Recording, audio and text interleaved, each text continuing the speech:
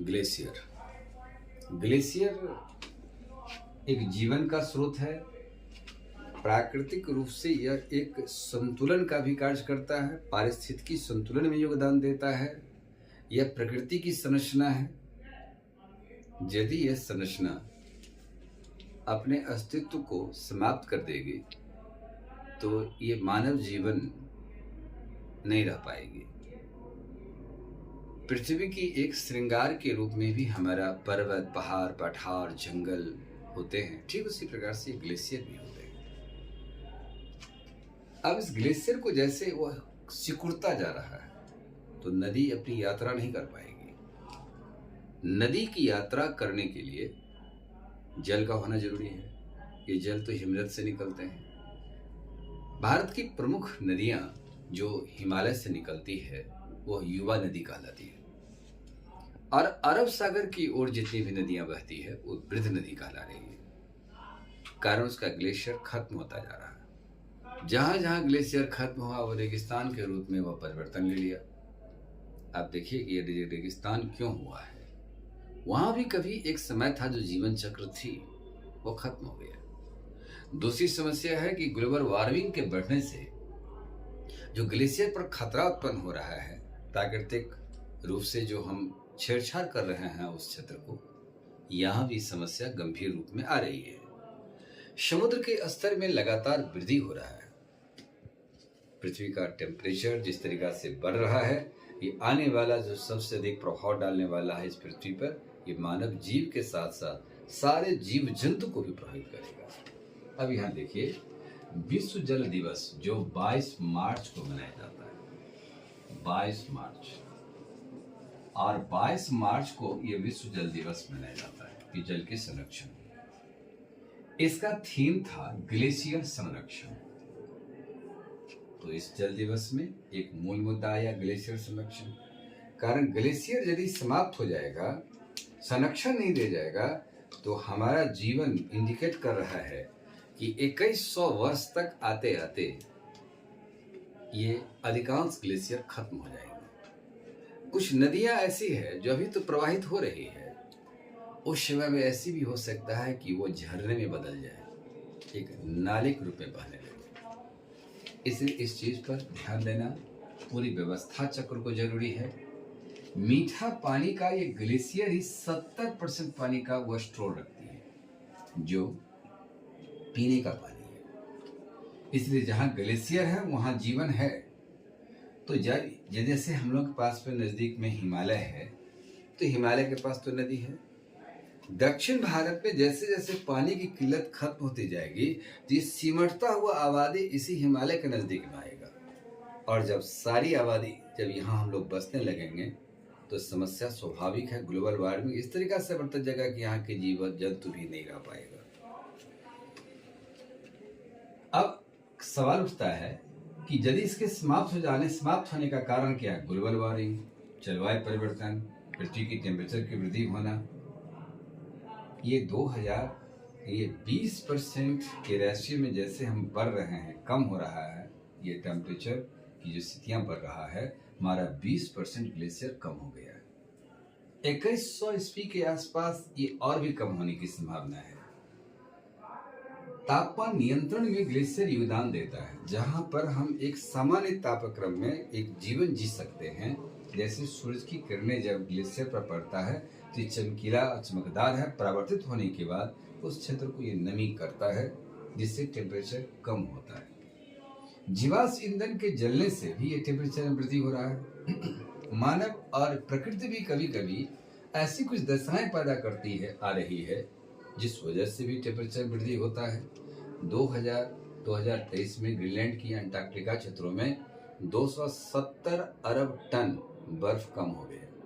इतनी बर्फ की पानी से मानव इस पृथ्वी का मानव 30 वर्ष तक का पानी सेवन कर सकता है। ये आज खत्म हो रहा है। तो 30 वर्ष तो मानव का जीवन ऐसे ही खपत होता चला जा रहा है।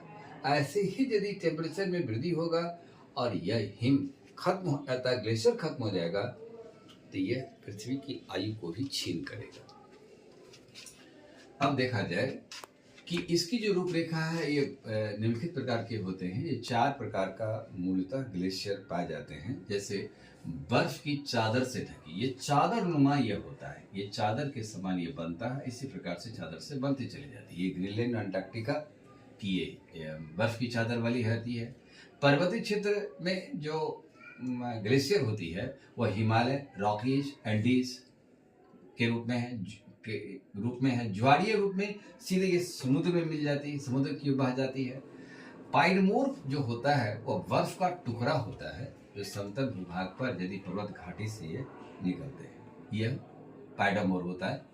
पाइडमोर बर्फ का टुकड़ा है जो समतल भूभाग पर बनता है और पर्वतीय घाटी से निकलते हुए यह पास करती है। यह पृथ्वी के 10% पर यह भूगोल पर यह ग्लेशियर है। इस ग्लोबल वार्मिंग और कम बर्फबारी ये दोनों इसके मूल सूचक है कि यह ग्लेशियर पर सीधा प्रभाव पड़ती है। पहाड़, झील पर जो निर्माण होता जा रहा है, ये ग्लेशियर हमारा है वो जम्मू कश्मीर में कोलाहोई से देखा जा सकता है, जो लिंडर नदी निकलती है। 1962 से वर्तमान 2025 तक 2.81 किलोमीटर का एरिया घट गया है उसका। यह स्थितियां सभी ग्लेशियर का घटने की दर से बताई जाए, कुछ कम या अधिक। एक हिम को बर्फ जब ठोस बनता है तो उसको 100 वर्ष लग जाता है बनने में, तब वो जाकर के आपका वो जल के रूप ले लेती है। इस प्रकार से यह अरबी ग्लेशियर की जम्मू कश्मीर की स्थितियां में देखा जाए। जिस जम्मू कश्मीर में ग्लेशियर है, आज वो जम्मू कश्मीर में पीने की पानी की समस्या बढ़ती जा रही है। तो बड़ी अजीबोगरीब स्थितियां हैं कि जहाँ पानी का स्रोत का भंडार है वो आज खुद ही वह पानी से अभाव में रहे। इस चीज पर सरकार को भी ध्यान में इस बात को रखना है कि उस एरिया में ऐसे कुछ प्राकृतिक छेड़छाड़ नहीं हो जो उसको इकोलॉजी को के कारण ही यह ग्लेशियर प्रभावित हो रहा है। 267 यानी हिमालयन क्षेत्र में 9575 जो आपका टोटल है हमारा यह ग्लेशियर। सियाचिन ग्लेशियर सबसे बड़ी ग्लेशियर वहां है। यह 10 किलोमीटर में 267 जो ग्लेशियर है वह 10 किलोमीटर तक प्रवाहित होती है। इसमें सिंधु, गंगा, यमुना, ब्रह्मपुत्र जैसी नदी का उद्गमित है। हिमालयन का ऊंची पर्वत श्रृंखला विश्व की सबसे बड़ी ऊंची पर्वत श्रृंखला के रूप में है। ये एशिया का जल मीनार कही जाती है, विश्व का यह तीसरा ध्रुव मानी जाती है। इस प्रकार से यह अरबियन क्षेत्र में यहाँ देखा जाए, ये आपका ये भारत, भूटान, नेपाल, चीन, अफगानिस्तान, भारत का जम्मू कश्मीर क्षेत्र आ ही गया, पाकिस्तान, ये पूरा हिमालय क्षेत्र के बीच हिमालय क्षेत्र में यह ग्लेशियर है। अब यह ग्लेशियर कुछ ऐसे भी हैं जहाँ उद्गमित नदी नहीं होता है, वो नदी के मुहाने पर चट्टान आ गई तो चट्टान आ जाने के बाद वो चट्टान को तोड़ नहीं पाती है, तो ये मैदान में नदी रूप नहीं ले पाती है, वो भूमिगत हो जाती है।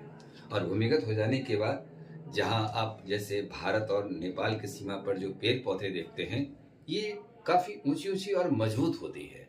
वो बहुत सारे जंगल का पट्टी है, ऑक्सीजन की पट्टी है। वहाँ पर पूरी एलिमेंट, फूड एलिमेंट जो एग्रीकल्चर साइंस के अनुसार उसको मिलता है, तो वो 18 एलिमेंट वहाँ उपलब्ध हो जाते हैं। इससे प्लांट काफ़ी मजबूत हो जाते हैं। कुछ नदियाँ भूमिगत हो गई हैं, कुछ नदियाँ उद्गमित होती है जो बड़ी नदी की सहायक नदी बन जाती है, या कुछ बड़ी नदियाँ सीधे यात्रा करती है और वो समुद्र में मिल जाती है। इस तरीका से नदी का पानी जब समुद्र में गिरता चला जाएगा तो ये भी सब देखने की वाली बात है कि नदी हमारे पास तो नदी की पानी है या तो समुद्र में चला गया, फिर भी हम प्यासे क्यों रहे? इस पानी का पीने लायक जम्मू ऐसे समुद्र की पानी पीने लायक नहीं है। ये अरब देशों से विश्व को एक सीख लेना चाहिए कि अरब क्या किया है, उसे पानी की किल्लतें थी, रेगिस्तानी क्षेत्र है वो, उसका डिसैलिनेशन किया है और पीने योग्य पानी बना लिया है, और इससे वो पानी का सबसे बड़ा स्टोर करने वाला देश के रूप में विश्व में उभर गया है। तो जिस देश में नदियां निकलती है, नदी पानी के संरक्षण की आवश्यकता है, वर्षा की पानी के संरक्षण की आवश्यकता है, ताकि पृथ्वी की बढ़ती हुई ग्लोबल वार्मिंग को कम किया जा सके।